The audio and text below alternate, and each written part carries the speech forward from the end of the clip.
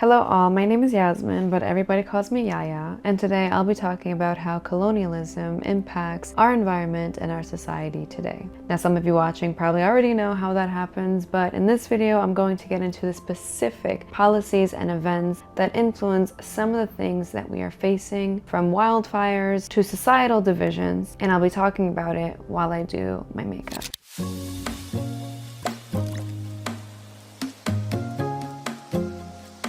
Now, unless you've completely avoided history class, you've probably heard about colonialism. But very rarely are we taught about how it affects our planet and our society to this day. So it impacted a lot, but let's start with the environment. Imagine French and British empires expanding throughout the world on different continents, not just setting up colonies, but exploiting the land as much as they possibly can for things like rubber, spices, gold, and just basically whatever they could find. And this rush for resources led to massive environmental change. Acres of forests were cleared, and diverse ecosystems were replaced with single plant plantations, which forever altered the local biodiversity. For example, this map shows the forest cover of New Zealand circa 1840 and the forest cover of the same exact land in the present day. Now, according to a source called the Colonial Atlas, in 1840, European settlers began to confiscate land from the Maori tribe, and they took over most of New Zealand by 1939. The goal of these specific colonizers was to extract as much timber as possible from the land. Now, as the land holdings of the Maori tribe went down, so did the forest cover. And today, New Zealand has about 60% less forest than it did before European colonization. And not only did it lose much of its forest, it also lost a lot of its native bird species as well. Now, it wasn't just the confiscation of land that decreased forestation in New Zealand, it was also the banning of an indigenous practice which controlled wildfires, which I actually talked about in another video. And in this practice, indigenous Australians would create small fires to eat up all the dry crops and twigs off the floor, and then that would prevent wildfires. And it actually was very effective. But when European settlers banned this practice, it ended up having severely detrimental consequences on states throughout the land. And as you probably know, wildfires have been affecting the region as recent as 2019, if not even more recent than that. Now, the same thing happened in India, about 5,000 miles away, where the British in the 1800s would cut down oak forests, which were resistant to wildfires. And I don't know if I said this already, but they would plant pine plantations in place of these resistant oak trees so that they can produce this resin, which is the stuff that they put in our glue and all these other things. So we know that colonization hasn't just impacted the environment, right? It also impacts the people. Indigenous cultures were often overpowered by these colonial forces who imposed their own governance and undermined local traditions and drew arbitrary borders without any regard for local customs or tribal divisions. Now, we see this a lot in Africa and in the Middle East. For example, the Scramble for Africa, which was the colonization of almost all of Africa by 7 Western European powers, clearly demonstrated a lack of regard for divisions amongst different tribes in the African region. And some European powers even took it a step further by intentionally using the divide and conquer method. So in British Malaya, the British enforced ethnic specialization and created social divisions which still influence tension today.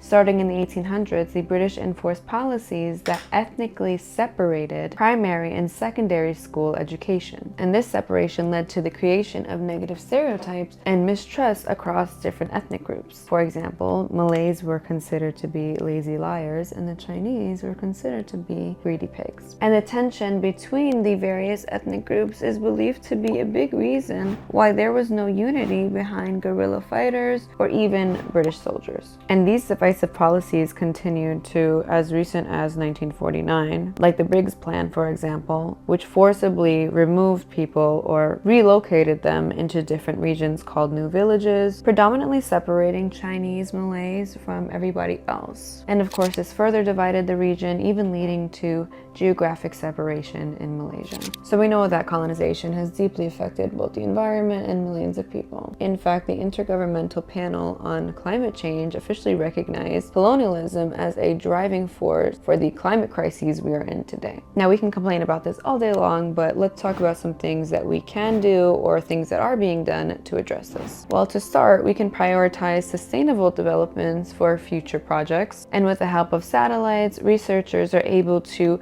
more closely and effectively monitor deforestation across the globe with an accuracy that they really haven't had access to before. Now, some policies have also been implemented that have shown to be effective in the past, and I've actually spoken about them in previous videos, and they include paying landowners to properly preserve forests that they own. There are also some cash transfer programs that pay communities directly to do the same, and they've shown some success in places like Indonesia. And then there are also general regulatory measures which restrict agricultural processes based on environmental compliance. So from my understanding, if people comply with environmental policies and regulation, they are able to have access to more agricultural credit or use. And I think that's a great way, realistically, to get people to comply, because people will ultimately use the land for their gain, and if they are limited when they break certain rules, then I think it will better enforce those rules and those policies. Now, as far as remedies for societal division caused by colonialism, a Truth and Reconciliation Commission was established decades ago in South Africa to bring people together and heal the nation from its dark past of apartheid. There's also a Truth and Reconciliation Commission in Canada that addresses the atrocity caused by government-led, church-run residential school systems. These systems removed Indigenous children from their families and their communities